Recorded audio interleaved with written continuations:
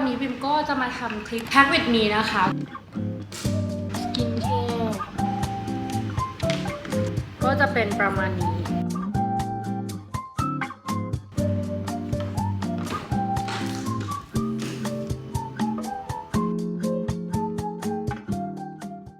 ฮัลโหลสวัสดีค่ะ Welcome back to my channel นะคะเย้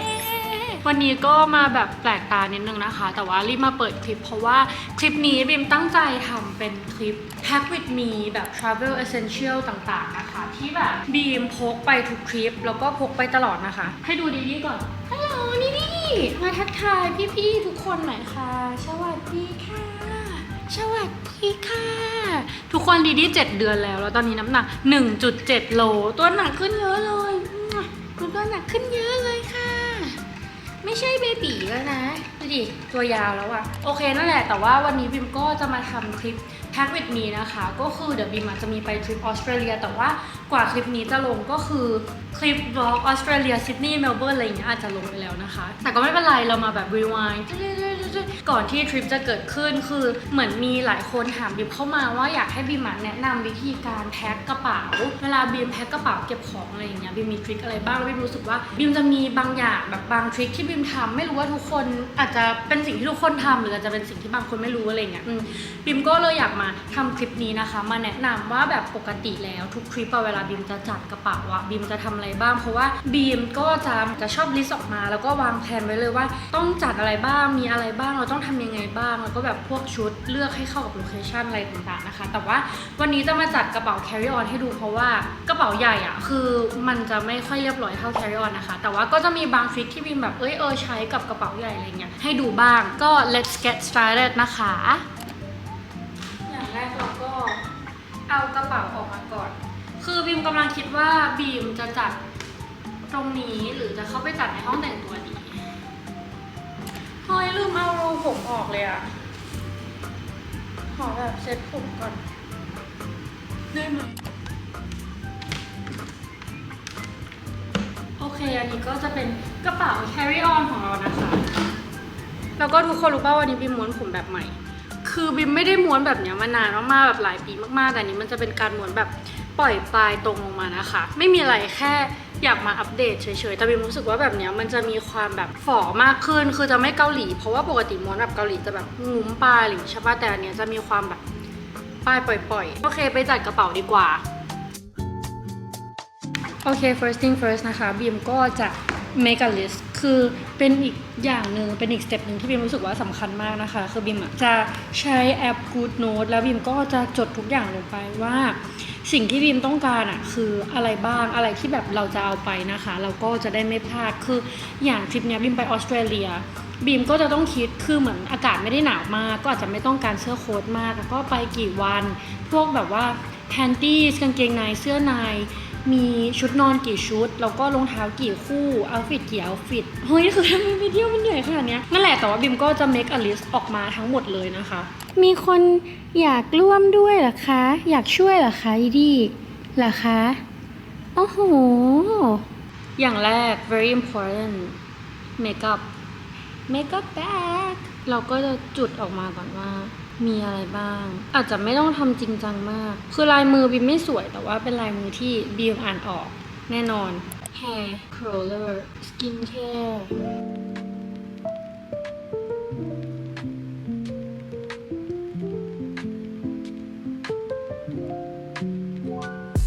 แล้วก็ทุกคนบิมกินโคโคนัทมัทฉะนะคะเดี๋ยวนี้คือทำเองเก่งขึ้นแล้วก็อร่อยมากอร่อยเหมือนร้านเลยก็เลยทำกินเองทุกวันนะคะแล้วก็ไม่ได้กินกาแฟมานานหลายเดือนแล้วโอ๊ตมิลลาเต้คือปิวไปแล้วmy signature เมนูแต่ว่าตอนนี้คืออินกับโคโคนัทมัทฉะ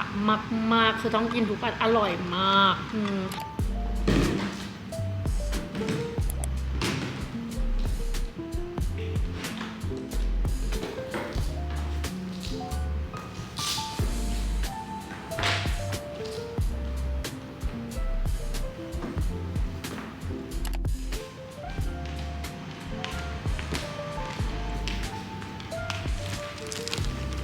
โอเคมาของวัดแรกนะคะจะมานั่งอธิบายให้ฟังว่ามีอะไรบ้าง ขอมาพูดถึงกระเป๋าแรกนะคะที่สำคัญต่อชีวิตมากๆก็คือกระเป๋าเครื่องสำอางแล้วทุกคนอันนี้คือกระเป๋าเครื่องสำอางของ A Treasure Box น่ารักปะคือน่ารักมากๆคือมันใส่ของได้เยอะมากๆทุกคนตอนนี้บิมจะพกใส่ carry on นะคะเพราะว่าบิมจะชอบขึ้นไปแต่งหน้าบนเครื่องส่วนใหญ่ไฟที่บิมจองจะเป็นไฟกลางคืนบิมชอบบินไฟกลางคืนมากๆแล้วก็ไปถึงแบบตอนเช้าประมาณแบบ 8-9 โมงอะไรอย่างเงี้ยแล้วเราก็เที่ยวต่อเลยก็เลยจะชอบไปแต่งหน้าบนเครื่องนะคะคือเปิดมาตรงนี้ก็จะเป็นแปรงแต่งหน้าทั้งหมดที่แบบคือ everyday ของบิมเลยแล้วก็นี่ข้างในอันนี้ก็จะเป็นแบบพวก eyeliner ที่เขียนคิ้วอะไรที่เป็นแท่งๆนะคะแล้วก็ข้างในก็จะเป็นเมคอัพแบบ everyday เมคอัพของบิมเลยแล้วแบบกันแดดโทนอัพใดๆก็คือจะอยู่ในนี้หมดเลยนะคะแล้วก็กันแดดที่บิมจะพกไปในทริปนี้ก็คืออันนี้ทุกคนอันนี้คือกันแดดที่อยากจะมานำเสนอ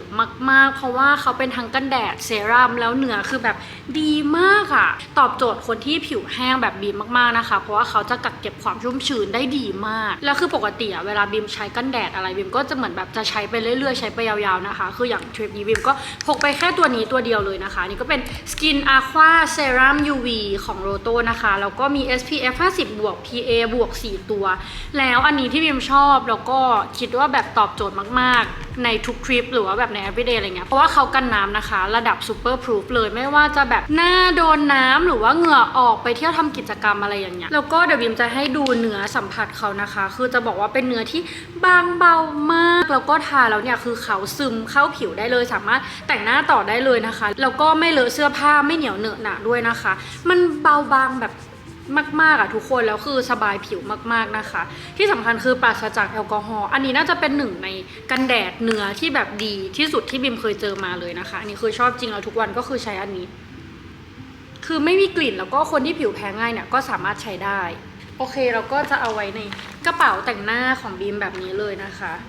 คือจริงๆอะทุกอย่างคืออยู่ในนี้หมดแต่ว่าส่วนใหญ่จะเป็น travel size คือบิมเป็นอะไรไม่รู้อะไรที่มี travel size อะบิมจะซื้อหมดคือจะได้เงินบิมแน่นอนอย่างอันนี้ก็เป็นแบบ setting spray ที่เป็น travel size นะคะแล้วก็ทุกอย่างก็คือจะเป็นแบบสิ่งเล็กๆหมดเลยอะทุกคน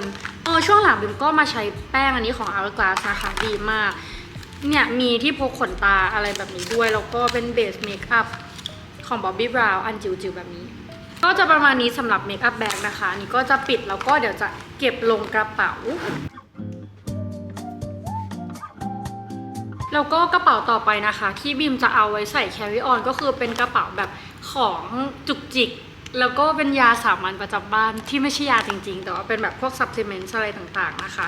ก็จะมีงั้นเอาอันนี้ก่อนเป็นทิชชู่เปียกแบบนี้นะคะไว้เช็ดมือเผื่อเลอะอะไรนะคะแล้วก็บิมชอบที่เขาทำมาเป็นแพ็กเกจเล็กๆมันพกง่ายดีแล้วก็อันนี้จะมีเป็นแบบ disable toilet seat cover นะคะเวลาไปเข้าห้องน้ำสาธารณะข้างนอกอะไรอย่างเงี้ยอันนี้ก็คือแบบจำเป็นมากๆแล้วก็อันนี้ก็จะเป็นเหมือนแบบ feminine wipes นะคะที่สมมุติว่าไปเข้าห้องน้ำข้างนอกแล้วก็ไม่มีกระดาษทิชชู่หรือว่าไม่มีแบบที่ฉีดก้นอะไรอย่างเงี้ยบิมก็จะพกไปเป็นแบบนี้นะคะจริงๆก็คือพกไปหลายอันเลยทุกคนแบบเนี่ยอย่างนี้แล้วก็จะมีวิตามิน supplement นะคะอันนี้ก็วิตามินผิวของ Vida Beauty ของแบรนด์บิมเองแล้วก็นี่เป็น pre fibo นะคะพกเข้าไปไว้ในนี้แล้วก็มีเป็นอันนี้วิตามินซีก็คือพกไปทั้งซองแบบนี้เลยนะคะคือส่วนตัวบิมอะต้องกินวิตามินซีทุกวันอยู่แล้วนะคะเพราะว่ามันเสริมสร้างภูมิคุ้มกันแล้วก็ช่วยแบบหลายอย่างมากๆเลยนะคะอันนี้ก็จะเป็นของโรโต้เหมือนกันนะคะคือจริงๆบิมอะได้ไปลองอันเนี้ยครั้งแรกตอนที่บิมไปญี่ปุ่นเมื่อปีที่แล้วบิมติดใจมากคือทุกคนอันเนี้ยเขาจะมีวิตามินซีทั้งหมดอะ2 ชนิดใน1แคปซูลเลยนะคะเป็นแบบนี้แล้วก็มีไฮยาลูรอนิกด้วยเดี๋ยวบิมเปิดให้ดูแต่ที่บิมชอบอะคือเขาไม่มีกลิ่นแล้วก็ไม่มีรสชาติคือบางทีเหมือนแบบถ้าเรากินยาที่เป็นแบบแคปซูลอย่างเงี้ยนะมันอาจจะแบบมีกลิ่นหรือว่ามีแบบความรู้สึกคาวหรืออะไรอย่างเงี้ยของเม็ดแคปซูลของวิตามินอะไรอย่างนั้นได้คือไม่มีเลยแค่เปิดซองมาดมอะก็คือไม่มีเราทุกคนคือเอาจริงนะบิมชอบที่แบบเขาเป็นแคปซูลเม็ดแบบนี้ทุกคนเห็นไหมแบบเนี้ยแล้วตอนนั้นบิมไปญี่ปุ่นแล้วบิมเจอบิมก็เลยลองซื้อมาดูนะคะเพราะว่าวิตามินซียังไงเราก็กินอยู่แล้วบิมก็เลยรู้สึกเราต้องได้กิน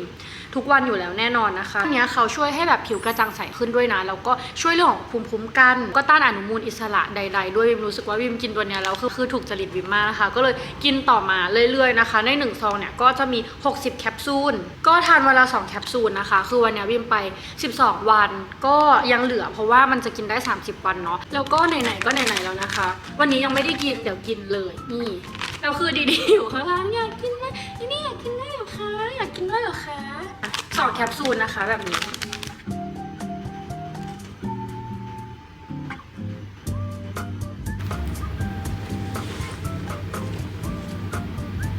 ต่อไปนะคะก็จะเป็นกระเป๋าสกินแคร์คือบิมก็จะพกพวกสกินแคร์แบบ travel size อะไรต่างๆที่บิมต้องใช้นะคะแล้วทุกอย่างอ่ะคือเป็น travel size หมดเลยจริงๆทุกคนอันนี้ก็จะมีเป็นไมเซล่านะคะแล้วก็เป็นลาโรชที่บิมใช้แบบอันนี้ดีมากแล้วก็มีเป็นโฟมล้างหน้าลิปมันมีไหมขัดฟันอันนี้ Dentiste นะคะทุกอย่างคือจะเป็นแบบ travel size หมดเลยนะคะแล้วก็จะมีน้ำหอมที่เป็นแบบขวดเล็กๆแบบนี้ด้วยแล้วก็อันนี้จะเป็นน้ำตาเทียมทุกคนน้ำตาเทียมอันนี้ดีมากเหมือนกันอันนี้ก็คือบิมได้มาจากญี่ปุ่นเหมือนกันนะคะตอนนั้นที่ลองใช้คืออย่างบิมอะบิมเป็นคนที่ผิวแห้งมากแล้วก็ตาแห้งด้วยบิมไม่รู้ว่าเกี่ยวไหมที่แบบเป็นคนเหมือนแบบร่างกายขาดน้ำอะไรเงี้ยแต่ว่าเป็นคนดื่มน้ำเยอะมากนะแล้วก็บิมทำเลสิกมาด้วยนะคะก็เลยอาจจะมีอาการตาแห้งมากกว่าคนปกติแล้วบิมก็ใส่คอนแทคเลนส์ด้วยนี่เดี๋ยวค่อยมาอวดคอนแทคเลนส์เพราะว่าเดี๋ยวต้องพกไปแล้วการหยอดตาคือน้ำตาเทียมอะไรอย่างเงี้ยก็คือเป็นสิ่งที่บิมขาดไม่ได้คือบิมพกตลอดแล้วก็ออกจากบ้านทุกวันอ่ะบิมก็แบบต้องพกน้ำตาเทียมคือบิมก็จะต้องหาว่ามีน้ำตาเทียมไหมไม่งั้นบิมออกจากบ้านไม่ได้นะคะแล้วคือบิมก็จะชอบซื้อน้ำตาเทียมนะคะใครบอกว่าไหนดีอะไรเงี้ยก็จะชอบตามไปซื้อหมดแต่ว่าทุกครั้งที่บิมไปญี่ปุ่นคือทุกคนน่าจะรู้ว่าญี่ปุ่นคือเขาดังเรื่องแบบน้ำตาเทียมหรืออะไรอย่างเงี้ยอยู่แล้วนะคะบิมก็จะซื้อกลับมาตุนและอันนี้ก็เป็นรุ่นที่บิมชอบมากๆคือข้างในอ่ะเขาจะมี5 ขวดเล็กๆแบบนี้นะคะแล้วก็1 ขวดเนี่ยจะสามารถใช้ได้14 วันเอาจริงอันเนี้ยบิมได้ลองเพราะว่าเพื่อนบิมป้ายยามานะคะเขาจะเป็นยาหยอดตาสีฟ้าชื่อดังของญี่ปุ่นเลยนี่หน้าตาแบบนี้เดี๋ยวเปิดให้ดูแล้วอันเนี้ยคือบิมชอบที่แบบ1 ขวดอะมันใช้ได้แค่14 วันนะคะจะทำให้เราเปลี่ยนได้บ่อยขึ้นคือไม่เหมือนอันที่เหมือนแบบใช้ทั้งเดือนหรือใช้2 เดือน3 เดือนหรืออะไรแบบนี้เหมือนแบบเราสามารถคงสภาพน้ำตาเทียมข้างในให้เฟรชได้ตลอดนะคะนี่ขวดเขาจะเป็นแบบนี้นะคะแล้วก็สูตรเนี้ยทุกคนคือเขาเป็นสูตรที่ใกล้เคียงกับน้ำตาธรรมชาติของเราไม่มีสารกันเสียไม่มีสารปนเปื้อนนะคะเพราะฉะนั้นคือเซฟแน่นอนก่อนแล้วบิมรู้สึกแบบเหมือนได้ดวงตาใบใหม่คือเราแบบเฟรชมากก็จริงๆจะพกไปแค่1 ขวดนะคะเพราะฉะนั้นเราจะเอามาใส่อันนี้คือถุงยังชีพต่อไปเดี๋ยวจะมาให้ดูว่าข้างในมีอะไรบ้างอ่ะใส่เข้าไปก็อีกอย่างนึงที่บิมจะเอาใส่กระเป๋าสกินแคร์บิมนะคะก็คือคอนแทคเลนส์ทริปนี้จะพกของ Harper Kristen นะคะเป็นรุ่น Bitter Sweet Kristen สี Olive Brown จริงๆเป็นสีเดียวกับที่บิมใส่อยู่ตอนนี้ให้ดูใกล้ๆอันนี้คือเป็นรุ่นโปรดบิมแต่ว่ามันเหลืออีกแค่ประมาณ1 อาทิตย์นะคะบิมก็เลยต้องเอาอันนี้ไปเผื่อด้วยเพราะว่าเขาเป็นรายเดือนทุกคนแล้วอันนี้คือสีสวยมากแล้วก็เหมือนจริงๆบิมอะเลิกใส่คอนแทคเลนส์ไปสักพักเลยนะคะหลังจากที่บิมทำเลสิกเพราะว่าตาแห้งมากแบบ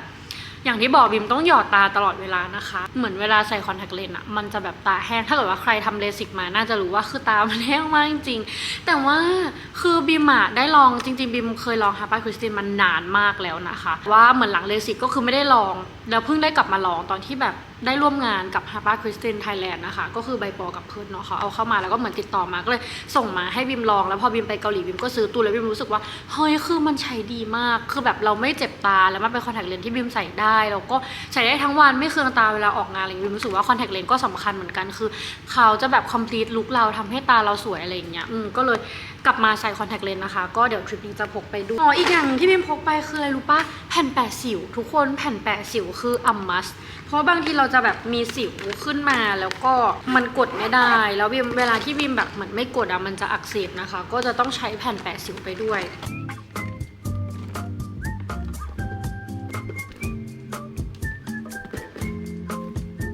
จริงๆปกติบีมจะชอบเอาไว้ในกระเป๋าแบบกระเป๋าสะพายบีมนะคะคือบีมก็จะมีกระเป๋าสะพายแล้วค่อย carry on เนาะแต่ว่าเดี๋ยวจะพกใส่ carry on ไปก่อนแล้วเดี๋ยวค่อยเอาออกมาตอนที่อยู่ใน lounge คืออันเนี้ยจะเป็นสิ่งที่แบบบีมจะใช้บนเครื่องแน่ๆก็คือที่มาร์คหน้ามีสเปรย์น้ำแร่แล้วก็มีแบบสเปรย์สูตรใหม่ของบีด้านะคะอันนี้คือพกติดตัวตลอดแล้วก็จะมีแปรงสีฟันยาสีฟันนี่แล้วก็มีคอเกตอีกอันนึงแล้วจะมีลิปมันแล้วก็น้ำหอมขวดเล็กๆอีกอันนึงนะคะคือเป็นสิ่งที่แบบเหมือนระหว่างไฟล์อะไรอย่างเงี้ยจะต้องใช้แล้วก็มีอันนี้ด้วยแฮนด์ครีมอันนี้ก็สำคัญเหมือนกันทุกคนเพราะว่าบิมมือแห้งเท้าแห้งมากอันนี้เป็นแฮนด์ครีมของ Chanel นะคะนี่ทั้งหมดเราก็จะเอาใส่กระเป๋าของเราโอเคแล้วก็ที่เหลือนะคะก็จะเป็นแบบพวกกระเป๋ารองเท้า accessory อะไรต่างๆ carry on เนี่ยบิมก็จะเผื่อที่ด้วยนิดหน่อยอาจจะประมาณ 1/4ของกระเป๋าเผื่อเราไปช้อปปิ้งอะไรเงี้ยที่สนามบินนะคะจะได้ยัดใส่ carry on ของบิมได้โอเคต่อไปที่จะอยู่ในกระเป๋า carry on บิมนะคะก็คือจะเป็นกระเป๋าทริปนี้บิมก็จะเอากระเป๋าไปแค่ 2-3 ใบนะคะอันนี้ก็เอาบาลองอันนี้ไปคือบิมชอบเอาใบนี้ไปต่างประเทศเพราะว่ามันลุยมากคือถึงจะเป็นสีขาวแต่ว่ามันก็ไม่เลอะนะคือบิมใช้แบบสุดๆทุกคนมันผ่านทุกอย่างมาแล้วนะคะก็คือโอเคมากแล้วก็มัน cross body ได้แล้วก็ปรับสายเป็นแบบ shoulder bag ได้เลยรู้สึกว่าสะดวกดีคือบางทีแบบเราไปเที่ยวเราต้องแบบนู่นนี่นั่นแล้วพี่มีต้องอัดบล็อกถือกล้องอะไรอย่างเงี้ยเลยต้องเป็นกระเป๋าประมาณนี้ถึงจะสะดวกนะคะถ้าเป็นกระเป๋าที่ขึ้นไหล่ไม่ได้หรือ cross body ไม่ได้มันจะลำบากต่อการใช้ชีวิตบิมมากบิมก็จะต้องคิดเยอะมากนะคะเวลาที่จะเลือกกระเป๋าแล้วก็อีกอย่างหนึ่งก็คือบิมจะต้อง make sure ว่ากระเป๋ามันสูทกับทุกชุดที่เราจะใส่ก็เอาใบนี้ไปนะคะทุกคนแล้วก็เดี๋ยวขอมาแวะพูดเรื่องชุดเรื่องเอาท์ฟิตโลเคชั่นอะไรต่างๆกันก่อนละกันเนาะเพราะว่าพูดเรื่องกระเป๋าแล้วคือบีมเป็นคนที่จริงๆเป็นคนที่ไม่ค่อยวางแผนแต่ว่าเรื่องเสื้อผ้าเวลาไปต่างประเทศอันเนี้ยคือจริงจังมากเป็นอีกหนึ่งสิ่งที่จริงจังมากในชีวิตคือบีมจะฟิตติ้งทุกชุดคือไม่ใช่แค่วางที่พื้นหรือว่าคิดในหัวแต่บีมจะใส่จริงแล้วก็แมทช์กับทั้งถ้ามีกระเป๋ารองเท้าอิสเซอรี่ผมแว่นตาถุงเท้าทุกอย่างคือบีมจะใส่ให้เต็มแล้วบีมก็จะถ่ายรูปเก็บไว้แล้วบีมจะสร้างโฟลเดอร์ในโทรศัพท์บีมนะคะเราจะได้หาง่ายทุกคน please do this trick คือมันเปลี่ยนชีวิตบีมมากบีมเริ่มทำตอนที่บีมไปอเมริกาเมื่อแบบ2020อะไรเงี้ยแต่ก่อนหน้านั้นคือบีมไม่เคยทำแล้วบีมก็จะแบบตื่นมาแบบเฮ้ยวันนี้จะใส่อะไรดีวันนี้จะไปไหนต้องใส่อะไรอะไรเงี้ยแต่ว่าหลังจากที่บีมทำวันนั้นคือบีมชีวิตบีมดีขึ้นเยอะมากตื่นปุ๊บเราใส่เลยแล้วทุกชุดมันจะแมทช์กับโลเคชั่นที่เราไปรูปบีมมันลกหน่อยนะแบบแบ็คกราวด์เพราะบีมถ่ายให้ตัวเองดูคนเดียวแต่ว่ามันจะเป็นอย่างนี้นี่คือเนี่ยคือจะเป็นทุกชุดที่บีมจะเอาไปแล้วบีมก็จะคิดแล้วว่ามีอะไรที่แมทช์กับโลเคชันไหนบ้างแล้วบิมก็คือจะคิดอยู่ในหัวเลยนั่นแหละโอเคแล้วก็ต่อไปคือแว่นตากันแดดทุกทริปบิมจะเอาไปอย่างน้อย2เนี่ยอย่างนี้อันนี้เป็นของ YSL บิมชอบมากบิมรู้สึกว่ามันไม่ค่อยตะโกนก็จะมีเป็นกระเป๋าอิสเซอรี่เดี๋ยวให้ดูก็จะเป็นประมาณนี้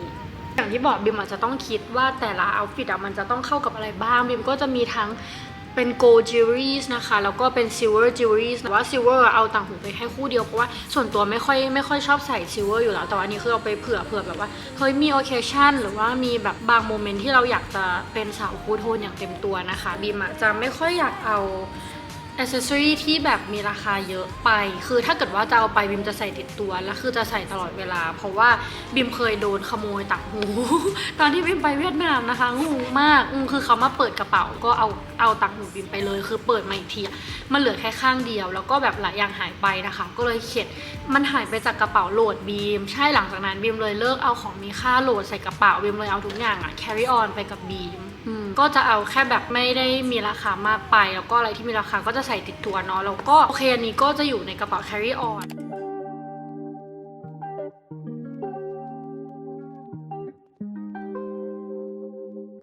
ก็หลักๆกระเป๋า carry on ของบีมก็จะประมาณนี้นะคะแล้วก็อย่างที่บีมทำก็คือที่ดูดสุญญากาศแต่บีมว่าทุกคนน่าจะรู้จักอยู่แล้วคือเสื้อผ้าบีมสมมติถ้าไปเมืองไหนมันจะเป็นโค้ทพองๆใดๆนะคะก็ที่ดูดสุญญากาศสำคัญมากเพราะว่ามันเซฟพื้นที่ได้เยอะมากๆแล้วก็ทริคที่บีมชอบทำตลอดก็คือบีมจัดเสื้อผ้าไว้เป็นวันอาจจะไม่สะดวกสำหรับบางคนแต่ว่าบีมรู้สึกว่าบีมทำแล้วมันเร็วขึ้นคือเราไม่ต้องมาคุยหาทุกอย่างหาอันนี้อยู่ตรงไหนอันนี้หาแยกอะไรอย่างเงี้ยบีมจะจัดทุกอย่างไว้เลยก็คือจัดเป็นชุดแล้วก็อิสเซอรี่ผมทุกอย่างคือมันจะไปด้วยกันแล้วบีมก็จะคิดก่อนว่าสถานที่ไหนไปวันไหนแล้วบีมอยากใส่อะไรบีมก็จะพยายามเอาอันที่บีมใส่ก่อนไว้ข้างบนแล้วแบบสุดท้ายแบบชุดวันกลับก่อนกลับหรือว่าโลเคชั่นวันหลังๆอะไรบีมจะเอาไว้ข้างล่างนะคะอันนั้นก็เป็นอีกหนึ่งทริคที่บีมชอบทำเพราะว่าบีมแบบขี้เกียจมาพับผ้าใหม่ขี้เกียจมาเก็บของใหม่อะไรอย่างเงี้ยก็จะค่อนข้างเหมือนแบบทำให้มันเป็นซีเควนต์นะคะชีวิตเรามันก็จะได้ง่ายขึ้นชอบเอาหลายอย่างไปเผื่อแล้วก็ยาบีมจะเอายาไปตลอดยาพารายาแก้ปวดท้องยาแบบลดกรดในกระเพาะอะไรต่างๆจะซินเคสแล้วก็ยา ทาปากร้อนในเพราะว่าบิมเป็นร้อนในบ่อยมากงงมากขนาดกินน้ำเยอะแต่ว่าก็นั่นแหละคือทุกอย่างที่มันอาจจะเกิดขึ้นได้อะบิมจะเอาไปนะคะอย่างตอนนี้ก็คือจะประมาณนี้นะคะคือฝั่งเนี้ยจะเต็มแต่ว่าฝั่งเนี้ยก็จะเป็นช่องที่บิมเหลือเอาไว้เผื่อไปซื้อของที่สนามบินหรือว่าเวลาที่เราซื้อของจากทริปที่เราไปกลับมานะคะโอเคก็จะมาปิดกระเป๋ากัน